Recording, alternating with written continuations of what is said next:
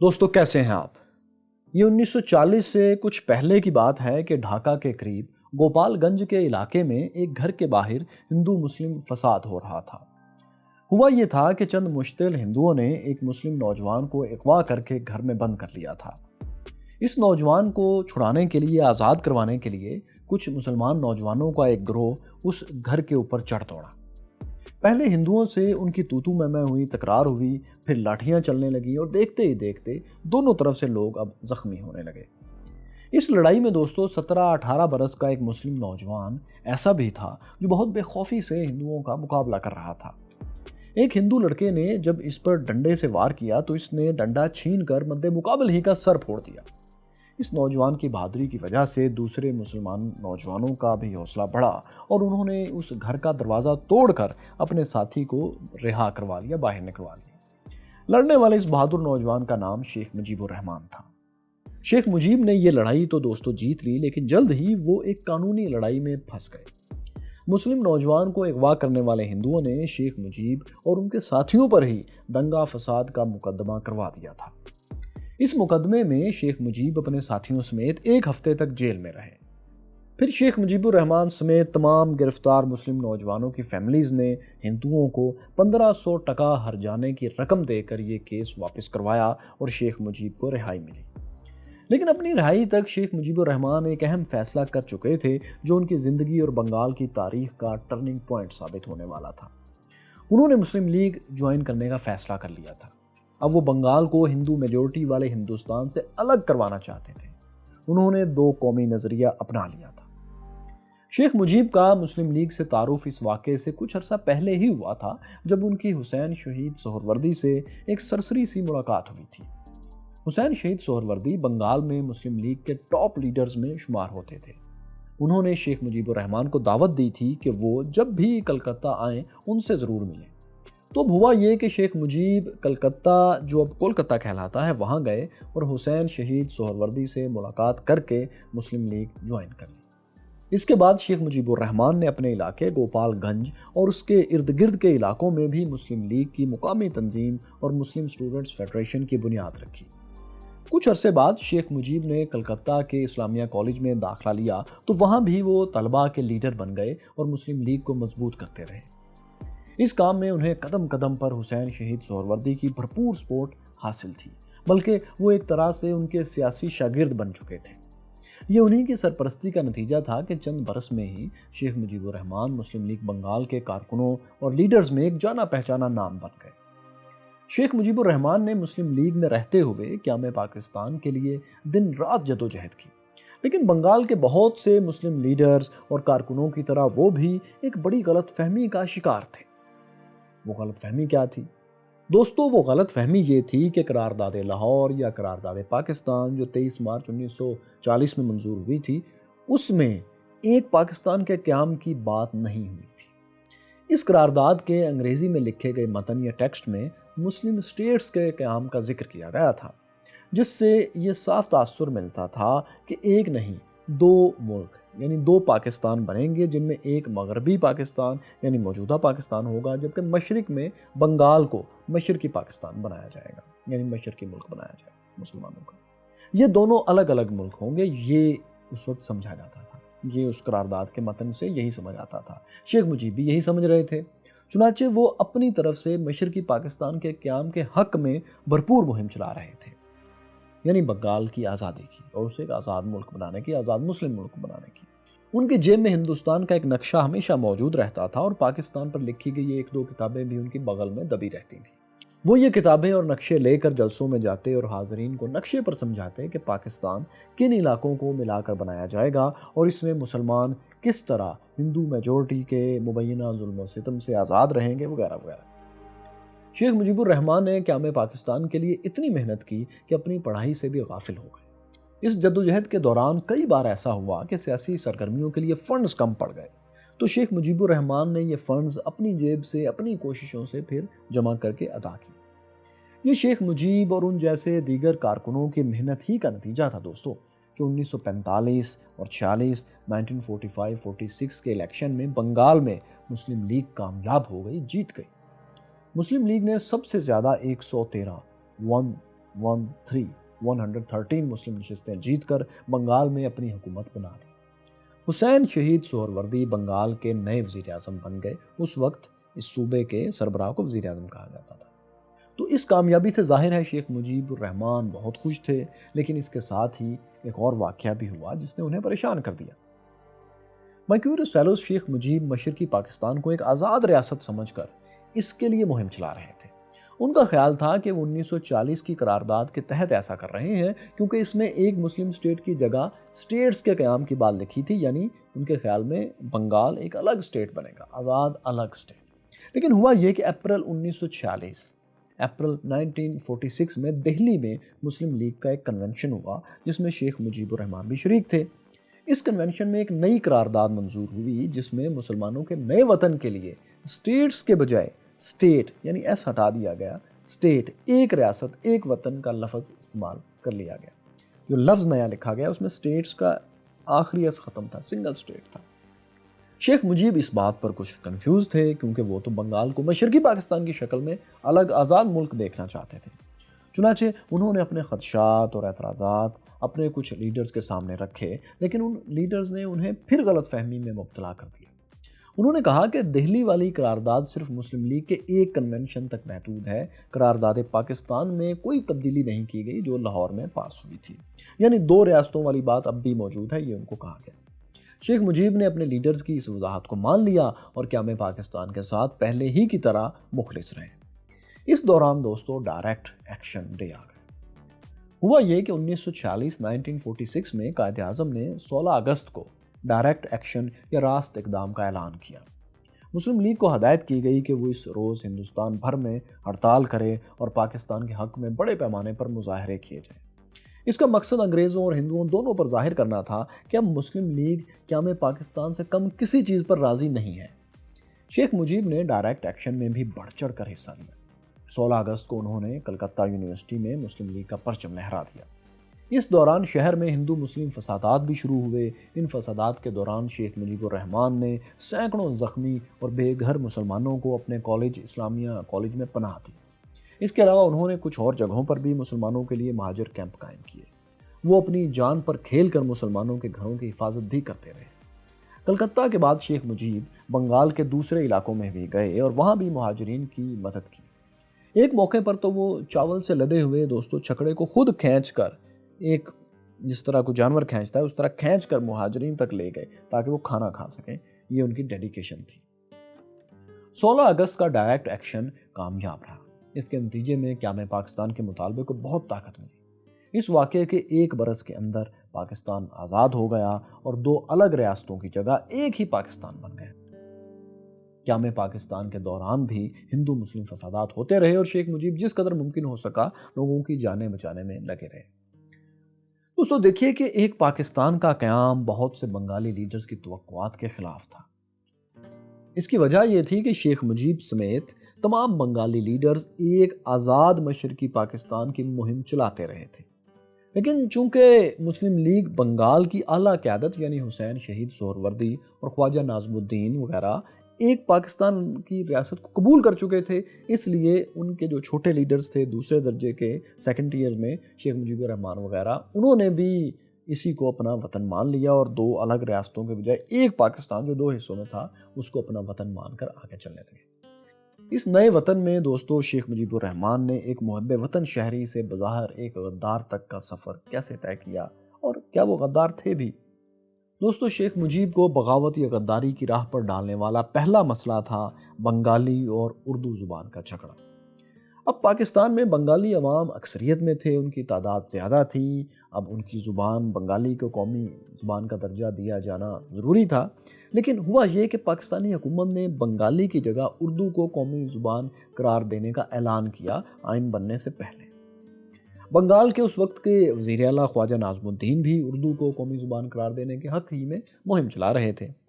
अब शेख मुजीब और उनके साथी इस बात के ख़िलाफ़ थे। उन्होंने मुतालबा किया कि उर्दू के साथ बंगाली को भी कौमी ज़ुबान का दर्जा करार दे दिया जाए, लेकिन जब हुकूमत ने उनके मुतालबे पर कान नहीं धरे तो बंगाली तलबा ने 11 मार्च 1948 को ढाका में सरकारी इमारतों का घेराव कर लिया। इन तलबा पर पुलिस ने लाठी चार्ज भी किया। اس احتجاج میں شیخ مجیب الرحمان نے بھی بھرپور حصہ لیا، بلکہ گرفتاری سے بھی وہ بال بال بچے۔ بنگالیوں کے احتجاج کے باوجود کچھ روز کے بعد جب قائد اعظم ڈھاکہ آئے تو انہوں نے بھی اپنی تقریر میں اردو ہی کو قومی زبان قرار دینے کا اعلان کر دیا۔ قائد اعظم کی تقریر کی وجہ سے وقتی طور پر بنگالی زبان کی تحریک کمزور تو ہوئی، لیکن 11 ستمبر 1948 کو جب قائد اعظم کی وفات ہوئی تو یہ تحریک پھر زور پکڑنے لگی۔ اگلے ہی برس 23 جون 1949 کو عوامی مسلم لیگ کے نام سے ایک بنگالی قوم پرست پارٹی قائم ہوئی، جسے بعد میں عوامی لیگ کا نام دے دیا گیا۔ اس جماعت کو قائم کرنے والوں میں حسین شہید سہروردی اور مولانا بھاشانی جیسے اہم بنگالی لیڈرز کے علاوہ شیخ مجیب الرحمان بھی شامل تھے۔ شیخ مجیب الرحمان اس پارٹی کے جوائنٹ سیکرٹری تھے۔ تو اب اس تنظیم نے مسلم لیگ کی اردو کو قومی زبان بنانے کی پالیسی کو ریجیکٹ کر کے بنگالی زبان کے حق میں اور بنگالی نیشنلزم کے حق میں تحریک چلانا شروع کر دی۔ بعد میں عوامی لیگ کے ساتھ بنگال کے مقبول اور منجھے ہوئے سیاستدان اے فضل حق بھی شامل ہو گئے۔ یوں ایک نیا سیاسی اتحاد وجود میں آیا جسے جگتو یا جگتو فرنٹ کا نام دیا گیا۔ اس سیاسی اتحاد نے مشرقی پاکستان کو خود مختاری دینے کے لیے 21 نکاتی منشور یا مینیفیسٹو پیش کیا۔ اس مینیفیسٹو میں کہا گیا تھا کہ دفاع، کرنسی، خارجہ امور اور کمیونیکیشنز یعنی ٹیلی فون، ٹیلی گراف وغیرہ ان جیسے شعبے وفاقی حکومت کے پاس رہیں اور باقی تمام شعبوں میں مشرقی پاکستان کو، بنگال کو خود مختاری دے دی جائے۔ انہیں 21 نکات کی بنیاد پر جگتو فرنٹ نے، جسے یونائٹڈ فرنٹ بھی کہا جاتا تھا، 1954 میں بنگال کی ریاستی اسمبلی کا الیکشن لڑا اور حکمران جماعت مسلم لیگ کو اپسیٹ شکست دی۔ اس الیکشن میں جگتو فرنٹ کو 97% ووٹ ملے۔ 309 نشستوں کے ایوان میں اس نے 223 نشستیں جیت لیں۔ یہ ایک واضح برتری تھی۔ اس کے مقابلے میں مسلم لیگ کو صرف 3% ووٹ ملے اور بمشکل 9 نشستیں مل سکیں۔ لیکن اب ہونا تو یہ چاہیے تھا کہ جگتو فرنٹ کی کامیابی کے بعد پاکستان کی مرکزی حکومت بنگالی عوام کے مطالبات کو سیریس لیتی، لیکن افسوس ایسا ہو نہ سکا۔ گورنر جنرل غلام محمد اور ان کے حواریوں نے جگتو فرنٹ کی انتخابی کامیابی کے جواب میں سازش کرنا شروع کی، جس سے پھر خوفناک نتائج نکلے۔ الیکشن کے نتیجے میں اے فضل حق، جنہوں نے قرارداد پاکستان بھی پیش کی تھی، وہ مشرقی پاکستان کے وزیر اعلیٰ بنے۔ 15 مئی 1954 کو مشرقی پاکستان کی کابینہ نے حلف اٹھایا، جس میں شیخ مجیب الرحمان کو وزارت زراعت کا، ایگریکلچر کا عہدہ دیا گیا۔ جس روز یہ سب کچھ ہوا، یہ کیبنٹ بنی، اسی روز ڈھاکہ کے قریب آدم جی جوٹ مل میں بنگالی اور غیر بنگالی ورکرز میں ایک تصادم ہوا اور 400-500 لوگ مارے گئے۔ اخبارات میں ان فسادات کا الزام فضل حق پر لگا دیا گیا۔ فضل حق سے یہ بات بھی منسوب کی گئی کہ انہوں نے امریکی اخبار دا نیو یارک ٹائمز کو ایک انٹرویو میں ایک بیان میں کہا ہے کہ وہ بنگال کو پاکستان سے آزاد کروانا چاہتے ہیں۔ تو دوستو، مشرقی پاکستان میں فسادات اور فضل حق کے اس مبینہ پاکستان مخالف بیانات کو بنیاد بنا کر 23 مئی 1954 کو گورنر جنرل غلام محمد نے جگتو فرنٹ کی حکومت 97% ووٹ لینے والی حکومت کو برطرف کر دیا۔ فضل حق کو غدار قرار دے کر گھر میں نظر بند کر دیا گیا۔ اردو بنگالی جھگڑے کے بعد یہ دوسرا واقعہ تھا جس نے شیخ مجیب کے دل میں مغربی پاکستان کے خلاف نفرت کو بڑھاوا دیا۔ اگرچہ بعد میں فضل الحق کو اگلے برس 1955 میں پاکستان کا انٹیریئر منسٹر، وزیر داخلہ بھی مقرر کیا گیا اور وہ 1956 تک یعنی اگلے سال تک اس عہدے پر فائز رہے۔ حسین شہید سہروردی بھی 1956 سے 1957 تک پاکستان کے وزیر اعظم رہے۔ اسی طرح 1955 میں ہی شیخ مجیب الرحمان بھی پاکستان کی آئین ساز اسمبلی کے رکن منتخب ہوئے۔ اس کے علاوہ وہ حسین شہید سہروردی کی کابینہ میں وزیر صنعت بھی رہے۔ لیکن جگتو فرنٹ کی حکومت کو جس طرح برطرف کیا گیا تھا اور دونوں طرف الزام تراشی کا جو ماحول تھا، اس نے نفرت کی ایسی فضا پیدا کر دی جو پھر کبھی ختم نہ ہو سکی۔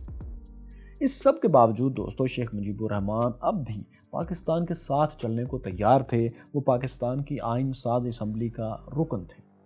آپ میں سے شاید بہت سے دوستوں کے لیے یہ حیرت انگیز بات ہو، لیکن یہ حقیقت ہے کہ 1956 میں پاکستان کا جو پہلا آئین تیار ہوا، اسے تیار کرنے والوں میں شیخ مجیب الرحمان بھی شامل تھے۔ شیخ مجیب الرحمان اور مشرقی پاکستان کے دیگر اراکین اسمبلی کی وجہ ہی سے آئین میں بنگالیوں کا سب سے اہم مطالبہ مان لیا گیا تھا، یعنی بنگالی زبان کو بھی اردو کے ساتھ قومی زبان کا درجہ دے دیا گیا تھا۔ تاہم آئین کے تحت قومی اسمبلی میں مشرقی اور مغربی پاکستان کی نشستوں کی تعداد برابر رکھی گئی تھی، یعنی 155 نشستیں ہر صوبے کو الاٹ کر دی گئی، چاہے کسی کی آبادی کتنی بھی ہو۔ یوں بظاہر گلے شکوے ختم ہو گئے کچھ دیر کے لیے۔ دوستو 1956 کے آئین نے ایک ہلکی سی امید پیدا کر دی تھی کہ مشرقی اور مغربی پاکستان ساتھ ساتھ چل پائیں گے۔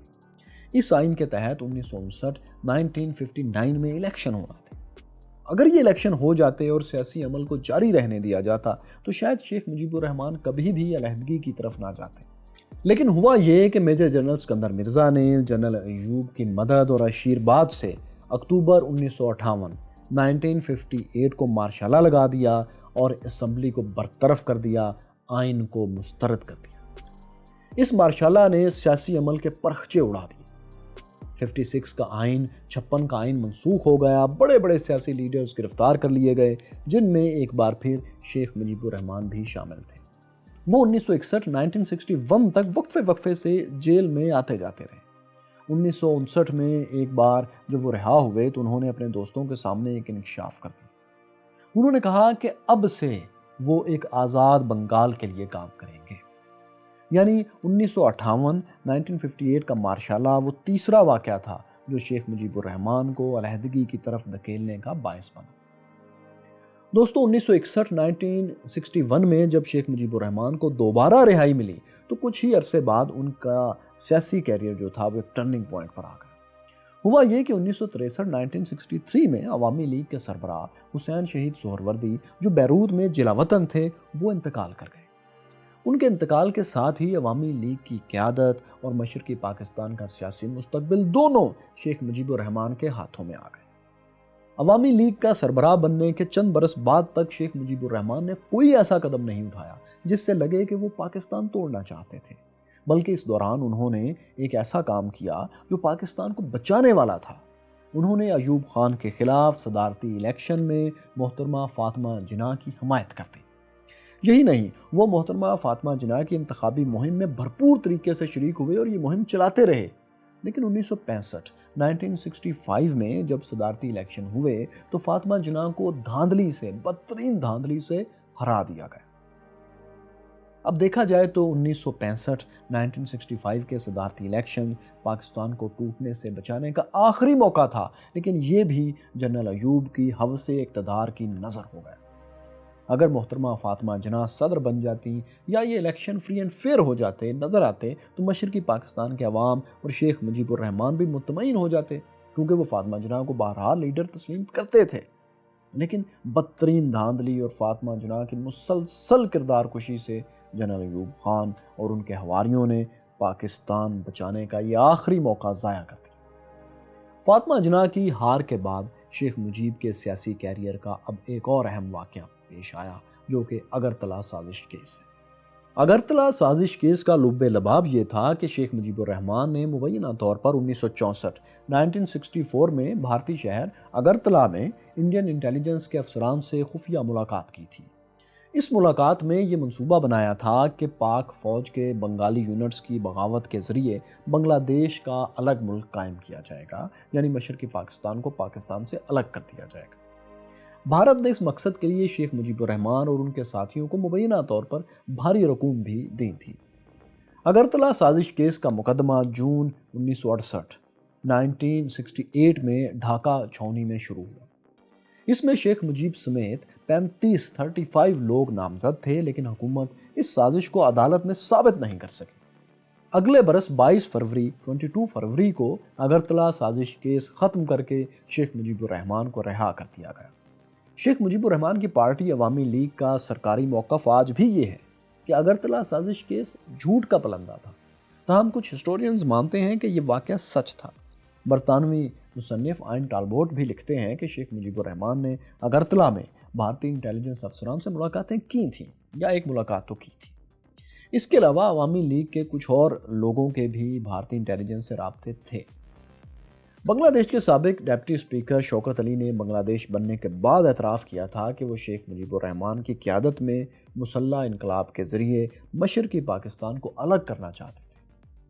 بہرحال دوستو، حقیقت جو بھی ہو، لیکن شیخ مجیب الرحمان نے 1971 سے پہلے 1971 سے پہلے براہ راست علیحدگی کی بات کبھی نہیں کی تھی۔ وہ پاکستان کو متحد رکھتے ہوئے بنگالیوں کو ان کے حقوق دلانے کی کوشش کرتے رہے تھے۔ ان کے 6 نکات بھی انہی کوششوں کا حصہ تھے۔ شیخ مجیب الرحمان نے اپنے مشہور زمانہ 6 نکات پہلی بار 1966 میں پیش کیے تھے۔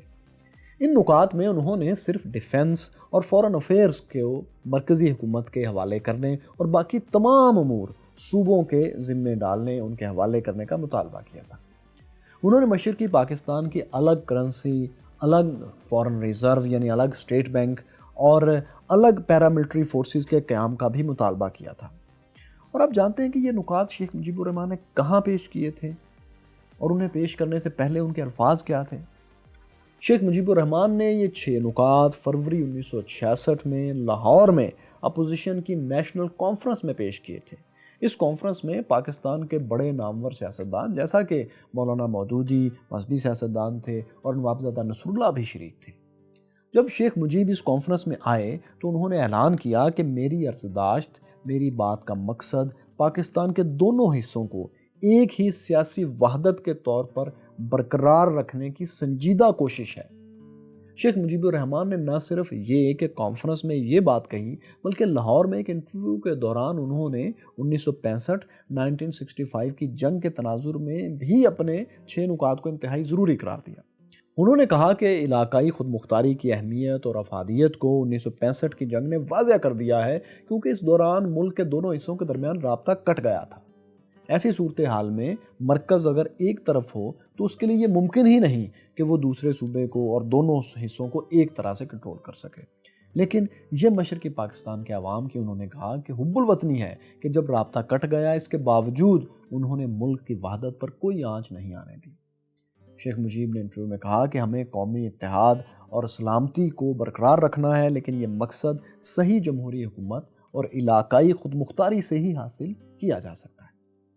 اب دوستو، یہ وہ ان کے خیالات تھے جو انہوں نے لاہور میں ظاہر کیے۔ انہوں نے اپنے 6 نکات کو اپوزیشن کانفرنس کا اعلامیہ تیار کرنے والی کمیٹی کے سپرد بھی کر دیا، لیکن اپوزیشن نے ان نکات کو ماننے سے انکار کیا اور انہیں قومی مفاد کے خلاف قرار دیا۔ مولانا مودودی اور نوابزادہ نصر اللہ نے تو 6 نکات کے خلاف باقاعدہ مہم چلائی۔ سید مودودی ڈھاکہ گئے اور وہاں ایک خطاب میں انہوں نے کہا کہ ان تجاویز پر عمل درآمد سے ملک تقسیم ہو جائے گا۔ ایسی ہی باتیں کئی اور سیاستدان بھی دوستوں کہہ رہے تھے۔ اس حوالے سے ایک دلچسپ سازشی تھیوری بھی بنی۔ وہ تھیوری یہ تھی کہ شیخ مجیب کے 6 نکات ایوب خان حکومت کی سازش تھے۔ یہ 6 نکات ایوب خان کے سیکرٹری الطاف گوہر نے تیار کیے تھے اور ان کا مقصد اپوزیشن میں پھوٹ ڈالنا تھا۔ یہ بھی کہا جاتا ہے کہ شیخ مجیب اپوزیشن کانفرنس میں شرکت کے لیے ایک سرکاری بینک کی گاڑی میں آئے تھے اور محکمہ اطلاعات کی گاڑی میں واپس گئے تھے۔ بہرحال یہ سازشی تھیوری دوستوں کبھی ثابت نہیں ہو سکی۔ ایک صحافی جس نے اس دور میں 6 نکات میں الطاف گوہر کے ملوث ہونے کی یہ سازشی کہانی لکھی تھی، اس پر عدالت نے اس صحافی کو 80,000 روپے جرمانہ بھی کر دیا تھا۔ اب یہ سازشی تھیوری ہو یا نہ ہو، یہ تو حقیقت ہے کہ اتنے فاصلے پر خود مختاری کے بغیر موجود رہنا، اپنی علاقائی سلامتی برقرار رکھنا، بہرحال ایک لاجیکل بات ہے جو آج بھی پاکستان کے چاروں صوبے سمجھتے ہیں، اور 18ویں ترمیم اس کا ثبوت بھی ہے کہ علاقائی خود مختاری ملک کی سلامتی کے لیے اہم ترین چیز ہے۔ تو دوستو، شیخ مجیب کے 6 نکات کو اپوزیشن رہنماؤں اور ایوب حکومت نے علیحدگی کا ایجنڈا قرار دے دیا اس وقت۔ ہم اگر اب یہ مان بھی لیں کہ علیحدگی کا ایک ایجنڈا تھا، تو بھی 6 نکات پاکستان کے لیے فائدہ مند نہیں تھے۔ اگر ان 6 نکات پر اس وقت عمل ہو جاتا تو مشرقی پاکستان ایک سیاسی عمل کے نتیجے میں اگر الگ ہوتا تو ہوتا۔ اس کے لیے ایک خونی جنگ اور شکست کی ذلت آمیز جو سانحہ سہنا پڑا پاکستان کو، وہ نہ سہنا پڑتا۔ مائی کیوریس فیلوز، مغربی پاکستان میں شیخ مجیب کے 6 نکات کو بہت سی پارٹیوں نے اور دائیں بازو کی پارٹیوں نے اہمیت بالکل نہیں دی، مرکز کی ملٹری پاور نے بھی نہیں دی۔ البتہ نیب جیسی بہت سی تنظیمیں ان کی حمایت کر رہی تھیں، نیشنل عوامی پارٹی جو اس وقت پاکستان کی ایک بڑی سیاسی جماعت تھی۔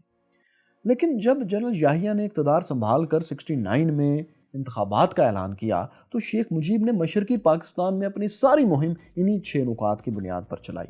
مغربی پاکستان میں نیب بھی ان نکات کی حمایت کر رہی تھی، لیکن شیخ مجیب کو مغربی پاکستان سے ایک شکوہ تھا جو بہت عرصے سے تھا کہ وہ ان کے نکات نہیں مان رہے۔ اب ان کا رویہ اس الیکشن کے قریب آتے آتے زیادہ جارحانہ ہونے لگا۔ وہ اپنی تقریروں میں مغربی پاکستان اور خاص طور پر پنجابیوں کو غاصب قرار دیتے تھے۔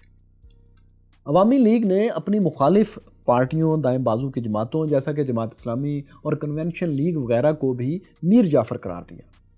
بنگالی جتھوں نے شیخ مجیب الرحمان کے اشارے پر یا پھر اپنے طور پر ایسے ماحول بننے کے بعد ان جماعتوں کے حامیوں پر مشرقی پاکستان میں حملے بھی شروع کر دیے۔ جنوری 1970 کو ڈھاکہ کے پلٹن میدان میں جماعت اسلامی کے ایک جلسے پر بھی ہزاروں افراد نے حملہ کر دیا تھا، حتیٰ کہ اس واقعے میں زخمی ہونے والوں کو ہسپتالوں میں جا کر بھی ڈرایا دھمکایا گیا۔ 11 جنوری 1969 کو شیخ مجیب الرحمان نے ڈھاکہ کے پلٹن میدان میں اپنے خطاب میں مشرقی پاکستان کو بنگلہ دیش کہا۔ انہوں نے یہ اعلان کیا کہ 1956 کے آئین میں مشرقی اور مغربی پاکستان کی برابر نشستوں کا اصول ماننا ایک غلطی تھی۔ اب یہ اصول بنگلہ دیش کے عوام پر ٹھونسنے کی کوشش کی گئی تو انہوں نے کہا کہ اس کی وہ زبردست مخالفت کریں گے۔ اس طرح الیکشن سے 2 روز پہلے 5 دسمبر کو انہوں نے یہ اعلان بھی کیا کہ آج سے مشرقی پاکستان کو بنگلہ دیش ہی کہا جائے۔ دوستو، یہ ساری باتیں 70 کے الیکشن سے پہلے ہو رہی تھیں۔ ان سب سے ظاہر تھا کہ شیخ مجیب الرحمان علیحدگی کی فضا بہرحال تیار کر رہے تھے۔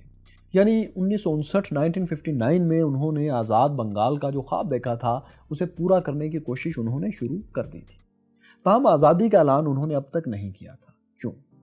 اس کی وجہ یہ لگتی ہے کہ وہ سمجھتے تھے کہ اگر وہ الیکشن جیت جاتے ہیں اور 6 نکات کے تحت مشرقی پاکستان کو وہ خود مختاری مل جاتی ہے جو وہ چاہتے ہیں تو علیحدگی کی ضرورت ہی نہیں رہے گی، اور پھر وہ مشرقی اور مغربی پاکستان دونوں کے حکمران بھی ہوں گے۔ تو ان کا ایجنڈا اس طرح کا بھی شاید ہو سکتا ہے، لیکن ایجنڈا ان کا جو بھی ہو، شیخ مجیب الرحمان نے الیکشن سے پہلے سب کچھ کہا مگر آزادی کا نام نہیں لیا۔ وہ اب بھی الیکشن میں حصہ لینے جا رہے تھے اور سیاسی عمل کا حصہ بننے پر تیار تھے تو جا رہے تھے نا۔ لیکن 1970 کے الیکشن کے بعد صورتحال تیزی سے بدلی۔ اب دیکھیے کہ 7 دسمبر 1970 کو جب الیکشن ہوئے تو شیخ مجیب الرحمان نے ملٹری اسٹیبلشمنٹ کے مارشاء اللہ حکومت کے اندازوں کے برعکس لینڈ سلائیڈ وکٹری مشرقی پاکستان میں حاصل کر لی۔ سوائے 2 نشستوں کے مشرقی پاکستان کی تمام نشستیں انہوں نے جیت لی۔ اس کے ساتھ انہیں قومی اسمبلی کی کل 313 نشستوں میں سے ریزرو سیٹس ملا کر 167 سیٹس مل گئی۔ وہ حکومت بنانے کی پوزیشن میں تھے اب، لیکن انہیں حکومت بنانے کا موقع نہیں دیا جا رہا تھا۔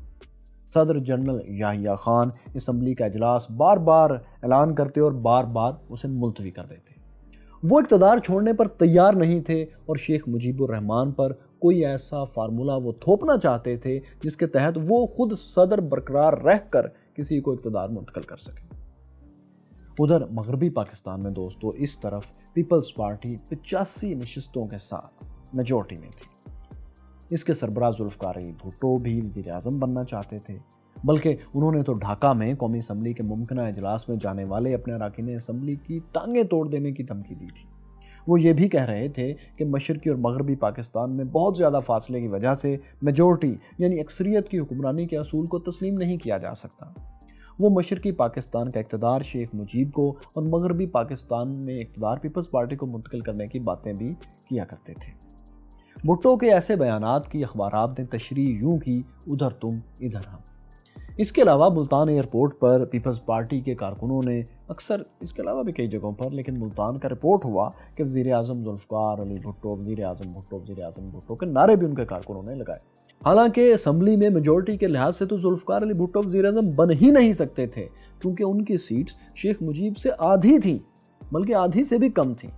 ادھر پاکستان کی سیاست میں یہ سب ہو رہا تھا اور ادھر ملک کے حکمران جنرل یحییٰ خان خاموش تماشائی بنے ہوئے بیٹھے تھے، بلکہ ایک طرح سے وہ بھٹو کا ساتھ دے رہے تھے۔ وہ سب کچھ جانتے بوجھتے ہوئے بھی قومی اسمبلی کا اجلاس ملتوی کرتے جا رہے تھے۔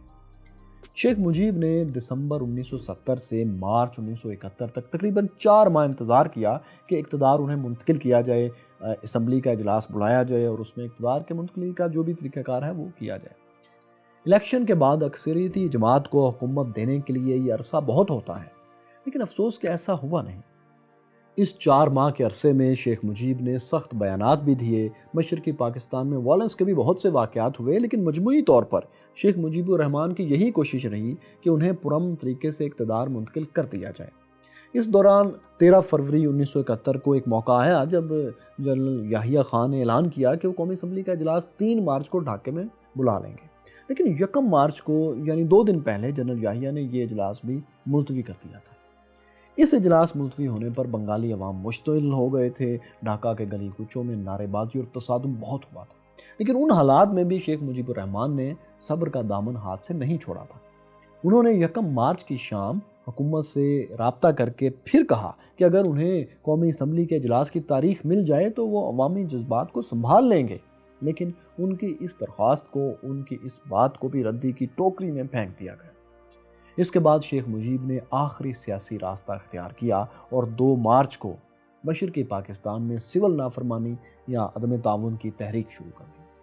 اس تحریک کے نتیجے میں مشرقی پاکستان میں کاروبار زندگی ٹھپ ہو کر رہ گیا اور حکومتی مشینری بالکل مفلوج ہو گئی۔ جنرل یحییٰ خان نے حالات کو سنبھالنے کے لیے اعلان کردہ اسمبلی کا اجلاس 25 مارچ کو بلا لیا۔ انہوں نے اعلان کر دیا کہ 25 مارچ کو وہ اجلاس ہوگا جس میں اقتدار مبینہ طور پر اور بظاہر ان کو منتقل کیا جانا تھا، لیکن تب تک حالات بہت بگڑ چکے تھے۔ اب شیخ مجیب اپنی مرضی کی شرائط پر اسمبلی کے اجلاس میں شرکت کرنا چاہتے تھے۔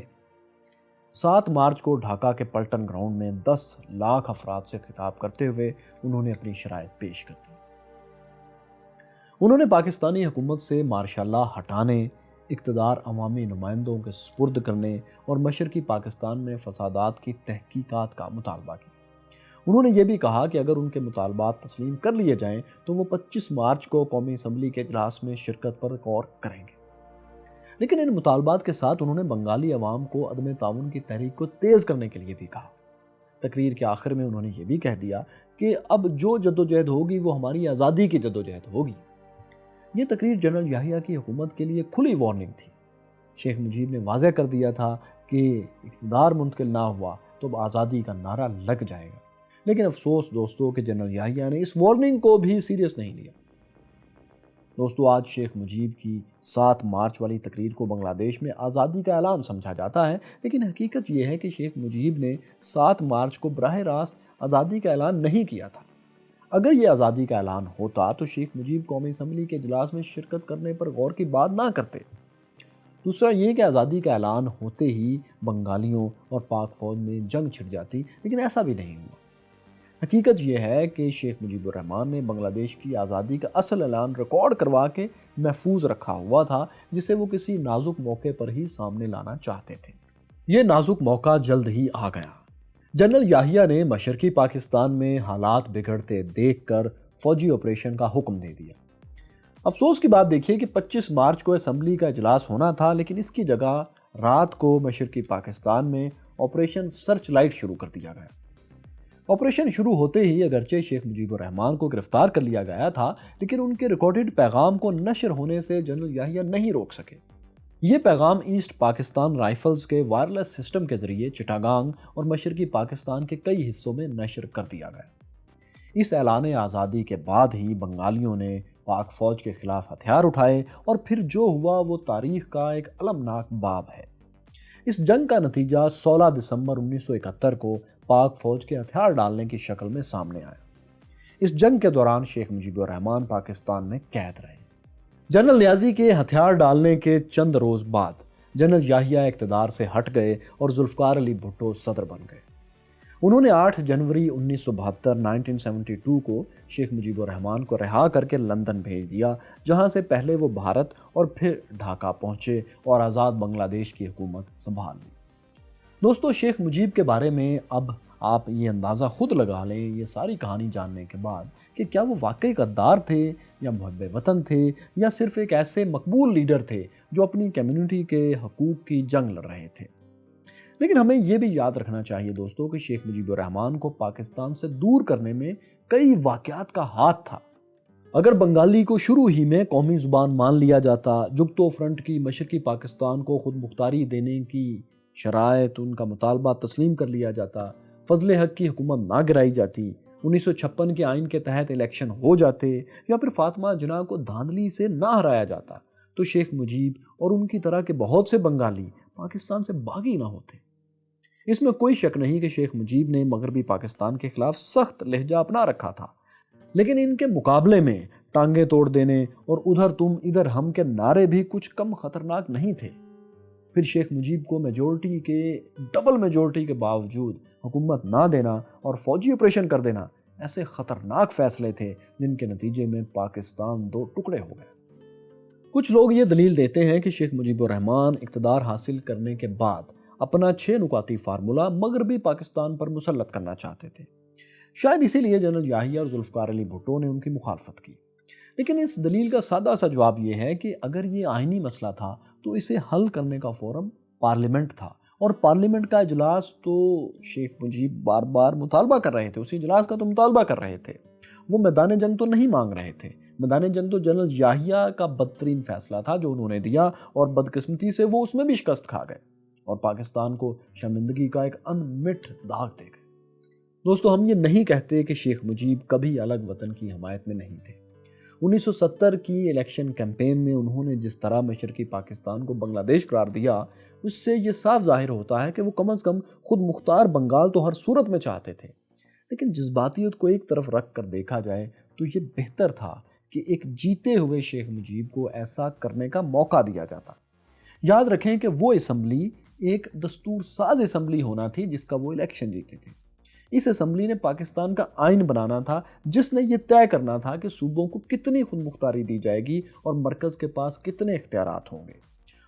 پارلیمنٹ میں بیٹھ کر یہ سب باتیں کرنے کو ابھی بہت وقت تھا، لیکن اس وقت کے مغربی پاکستان کے لیڈرز نے دور اندیشی نہیں دکھائی اور بھارت کو وہ کھیل کھیلنے کا موقع مل گیا جس کے نتیجے میں بنگال جسے الگ ہونا ہی تھا وہ الگ ہوا تو ناقابل بیان تلخ یادیں چھوڑ گیا اور المناک طریقے سے الگ ہوا۔ ایک خونی علیحدگی ہوئی جس سے بچا جا سکتا تھا۔ دوستو، شیخ مجیب نے شاید جلد بازی میں بنگلہ دیش تو بنا لیا، لیکن وہ وہاں بھی سکون سے حکومت نہیں کر سکے۔ ان کا بنگلہ دیش کو سنار بنگلہ یا گولڈن بنگال بنانے کا وعدہ پورا نہ ہو سکا جو انہوں نے الیکشنز میں کیا تھا۔ چند برس ہی میں بنگالی عوام ان سے مایوس ہو گئے، فوج نے بھی بغاوت کر دی ان کے خلاف۔ 15 اگست 1975 کو بنگالی فوج کے کچھ جونیئر افسران ٹینکوں پر سوار ہو کر ڈھاکہ میں صدارتی محل پہنچے اور انہوں نے شیخ مجیب، ان کی بیوی، 3 بیٹوں اور 2 بہوؤں کو ہلاک کر دیا۔ اس قتل عام میں شیخ مجیب کی 2 بیٹیاں شیخ ریحانہ اور شیخ حسینہ واجد محفوظ رہیں کیونکہ وہ اس وقت جرمنی میں تھیں۔ شیخ مجیب تو جان سے چلے گئے، لیکن ان کی پولیٹیکل لیگیسی یا سیاسی وراثت ان کی بیٹی شیخ حسینہ واجد کی شکل میں اب بھی موجود ہے۔ شیخ حسینہ واجد بنگلہ دیش کی اس وقت وزیر اعظم ہے۔ دوستو، یہ وہ مختصر کہانی ہے جسے جاننے کے بعد آپ خود فیصلہ کر سکتے ہیں کہ شیخ مجیب غدار تھے یا اپنے لوگوں کے لیے زیادہ سے زیادہ حقوق چاہنے والے ایک مقبول لیڈر تھے۔ آپ اپنی رائے کمنٹس میں ضرور دیجیے۔ لیکن اگر دوستو آپ نے 1971 کی جنگ کی تفصیلی ڈیٹیل کہانی نقشوں کے ساتھ دیکھنی ہے تو دیکھو سنو جانو کہ یہ مکمل سیریز ضرور دیکھیے۔ پھر کیا آٹومن امپائر دوبارہ قائم ہو سکتی ہے؟ اس بات کا جواب آپ کو اس ویڈیو میں مل جائے گا۔